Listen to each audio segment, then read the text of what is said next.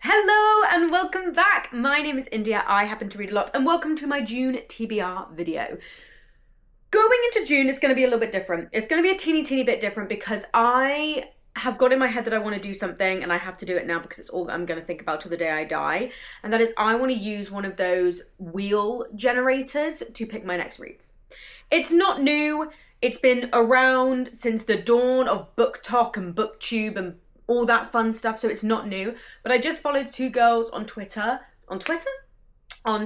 called Chris and Mads, who posted a video about it, and then that's snowballed more videos of people doing wheel generator TBRs, and that made me want to do it. And I was like, I'm sold. You've convinced me. It didn't take much, but you've convinced me. So this is the first time ever I'm going to have a wheel decide a good chunk of my TBR. Not all of it.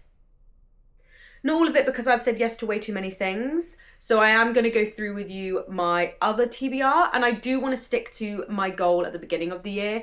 So it's going to be an amalgamation of many different things, and you are invited along to this video where I explain. So normally the rule is that I do 2 new releases, 1 chunky fantasy, 1 murder mystery, preferably a classic, and 1 non-fiction, right? That's what my focus was. So we are doing a little bit of that. I have got 4 books here that are books that I definitely am going to read this month. Well, actually 6 books, but I will get into that why. And then what we're going to do is, once I go through all the books that I know I definitely need to read next month, we're then going to pick the other books from a random wheel generator, specifically focusing on books that fit any kind of category that we've missed. You know what I'm talking about? You know what I'm saying? So there we go. But let's jump into the books that I definitely know I'm going to be reading this month.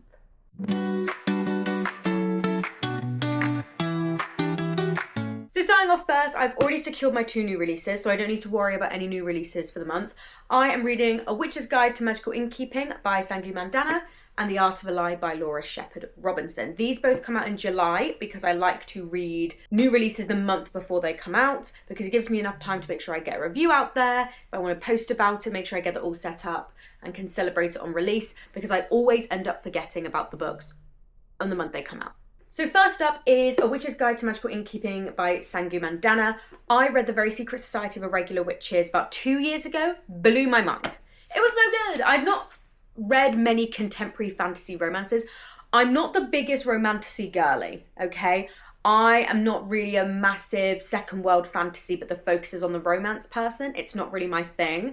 I do enjoy romances though, so inevitably I'll enter romantasy territory, but we're not there yet.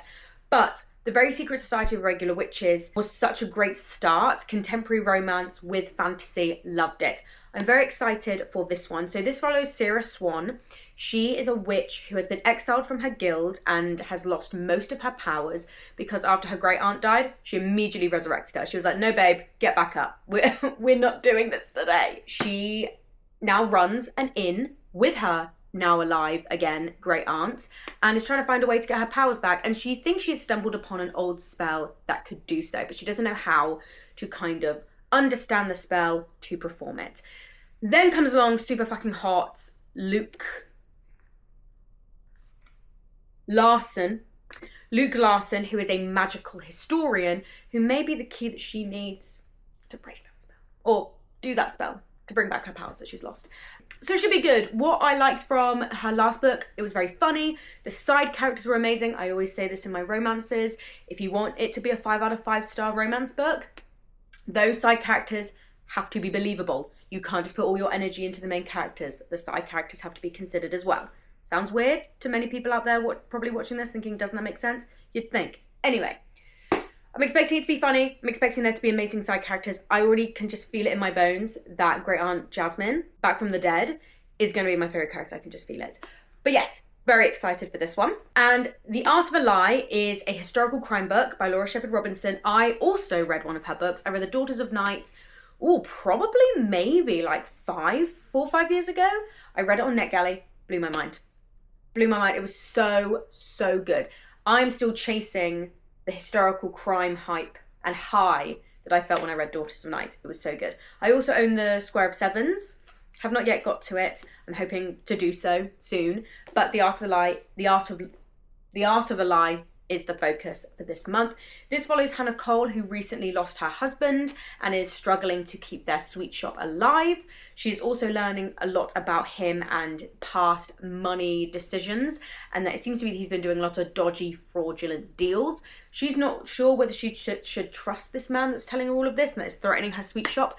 So she hires or manages to convince a man called William Devereaux to look into her husband's death and see, what actually happened with my husband's death? And that's all I really need to know, because I know it's going to be juicy. I know it's going to be dark. I know I'm going to freak the hell out because Laura Shepard Robertson is so good. Laura Shepard Robertson, though, puts the historical in historical crime. She doesn't just use London in 1749 as like a vague backdrop. Research goes into this. Actual fucking research. So I'm very excited. It's definitely one of her shorter crime books. She normally is the 450 to 500 page mark, and this one, when I looked, was like literally just under 300. But I hope I enjoy it. This also technically fills the murder mystery category as well.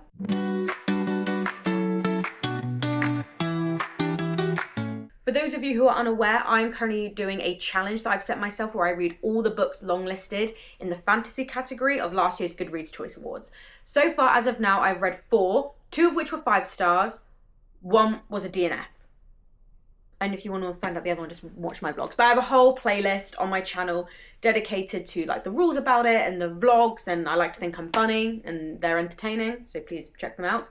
But the next one on my list is A Sorceress Comes to Call by T. Kingfisher, which gives very Grimm's fairy tales. One thing about T. Kingfisher, she really likes to kind of hark back to that dark, gritty Grimm's fairy tale vibe, rather than a more whimsical European fairy tale. But this follows Cordelia, who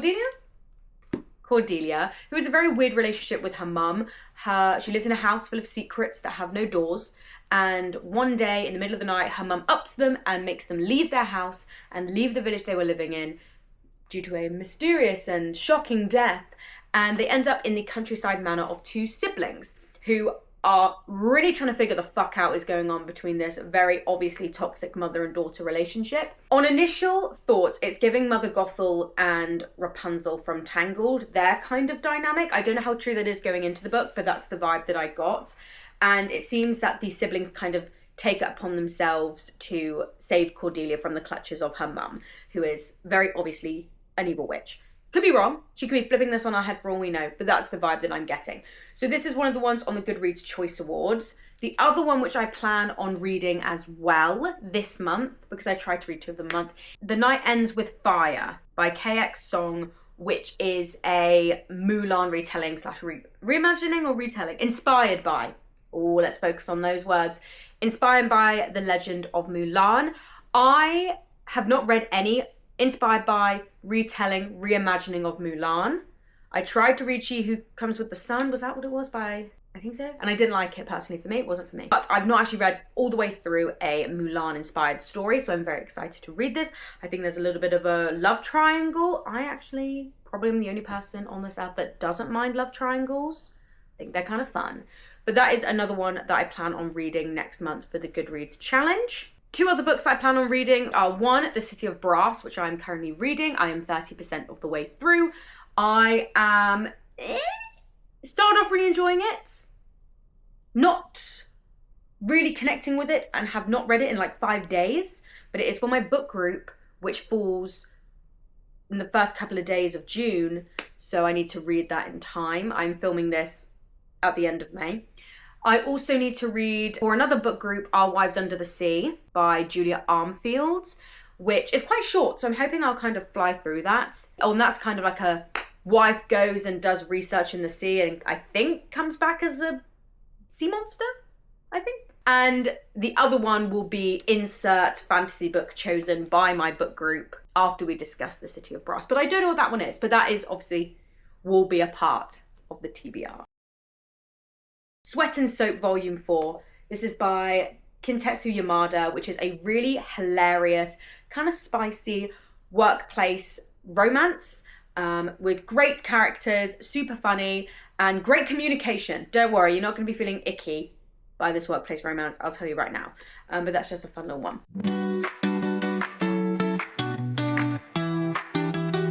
That means though, that we now have to add, so we've technically hit all kind of focuses. We've got the new releases, we have a lot of fantasy books, we have our murder mystery, but we don't have our non-fiction.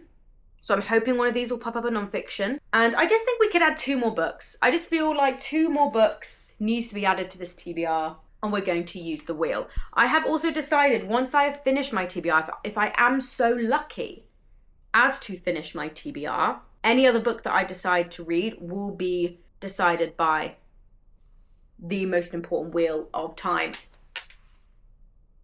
I don't even want to talk to you about the Wheel of Time cancellation because it makes me sad. But here we are. Let's get into it. Let's see. At the current point in time, give or take a couple, because I did copy this from a spreadsheet, so there's probably a couple that are off. We're currently on 482. We don't need to fucking talk about that. And I actually think that's less than I actually am. So shh. Keep that to yourself.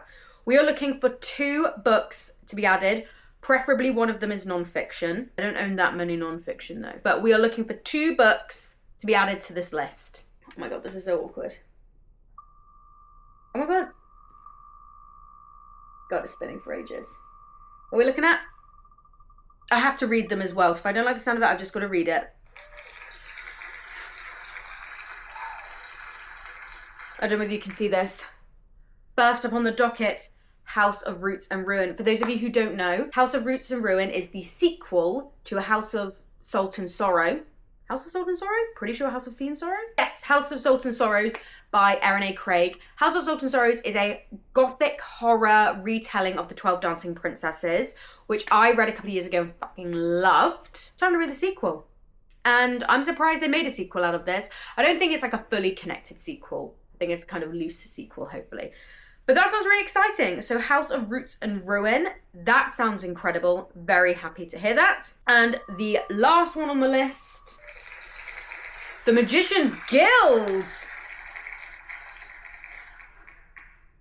The wheel heard that I was like, none of these are really chunky fantasy, and went, bet. So The Magician's Guild is by Trudy Canavan. It is like a very quintessential fantasy book.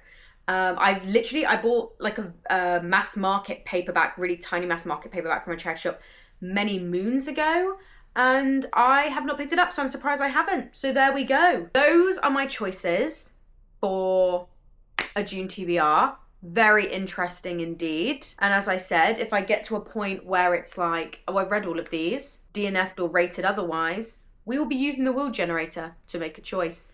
So thank you for coming along. I hope you've enjoyed this video, and please join me on this journey as I figure out whether the wheel hates me or not. I will let you know later down the line. Oh, please like and subscribe and all that fun stuff.